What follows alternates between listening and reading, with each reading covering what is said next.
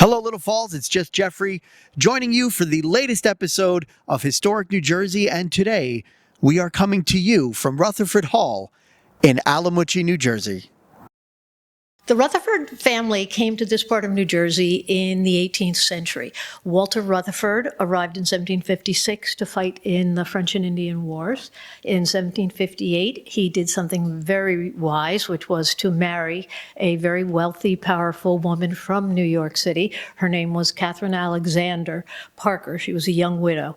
And between her inherited land out here and then Walter purchased some more land, the family estate, if you will, began at that point, and it was then transferred generationally from, say, 1780 until 1950, when the house was sold to the Congregation of the Daughters of Divine Charity. This house was built, the family had other land and another home, a very large mansion, about a mile away from here. This home was built between 1903 and 1905. The architect was Whitney Warren, who, after completing this, went on to do Grand Central Terminal in Manhattan. He was a very good friend of Winthrop Rutherfurd, who is the man who, with his wife Alice Morton Rutherfurd, built this house.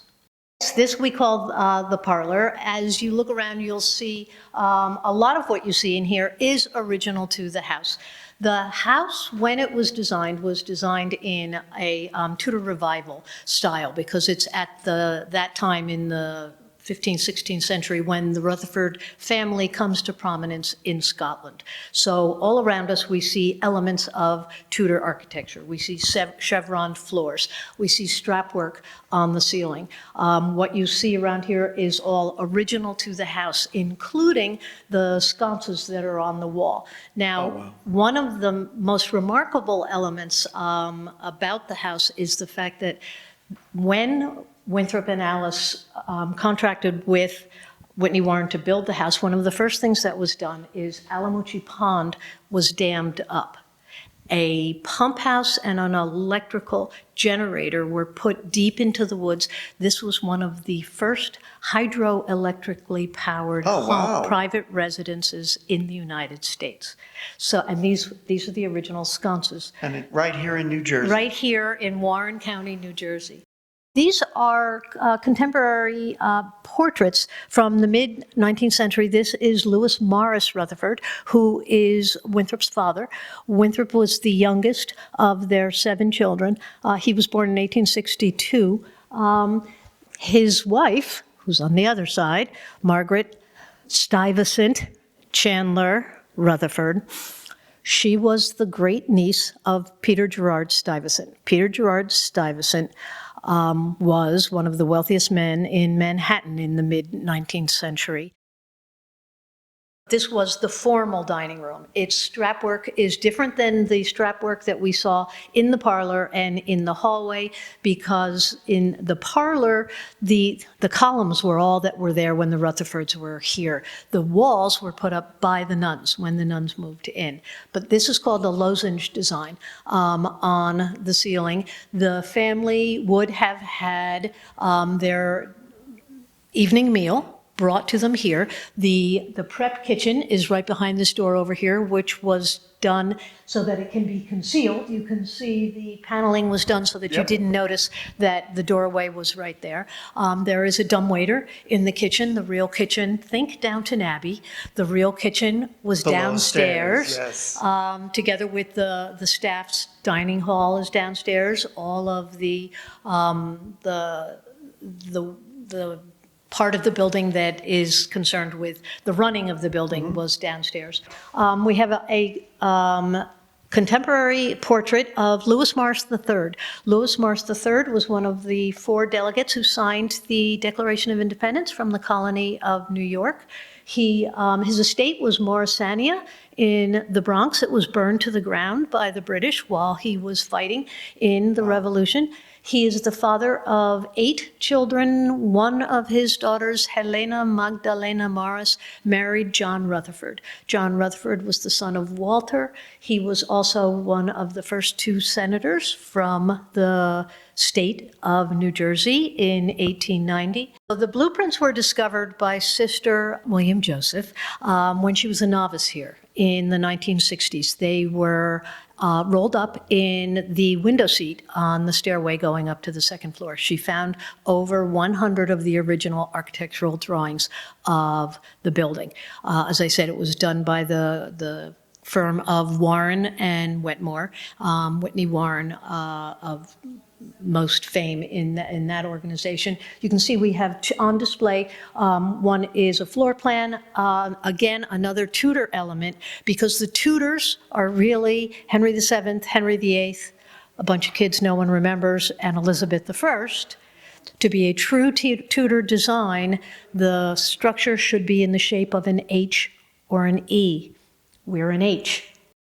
So this room is one where I almost feel as if I come in and I can talk to the Rutherfords when I come in here. They don't always listen, but it's it just has that, because it's smaller, also it's cozier.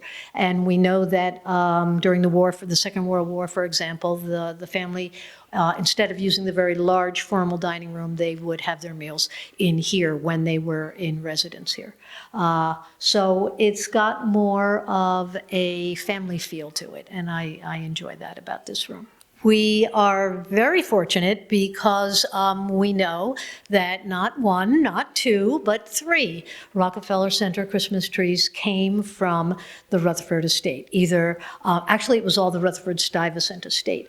What is really remarkable is the story that in 1937, it was not 1 Christmas tree, they cut down 2 70-foot Norway spruces, and they were from this estate. They twin, if you will, Norway spruces, and they were put side by side in Rockefeller Center. And then again in 1952, an 85-foot foot tall Norway spruce was cut down from this estate and brought to Rockefeller Center.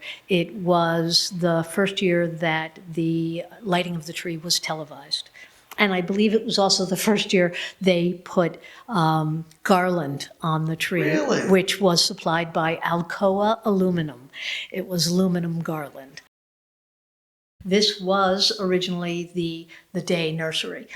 We have transformed it into our moon room, and you can see here 2 original photographs taken in 1865 by Lewis Morris Rutherford of the moon. There, he became so well known for his work in astrophotography that there is a Rutherford crater on the moon.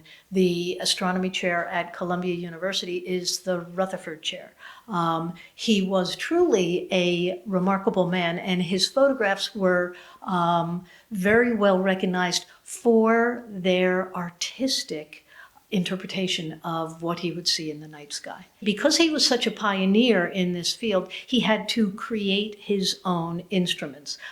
We have, you see right here standing, this is the stand for one of his telescopes. We have 2 of his telescopes. Yes, we have 2 of his telescopes that were used in his photographing of the moon. They lived at 2nd Avenue and 11th Street in Manhattan, and there was a garden in the backyard, and he turned the garden into his observatory. So this is, of course, long before the age of lights, and it was dark enough in 1865 for him to go out and get these absolutely remarkable renderings of the moon.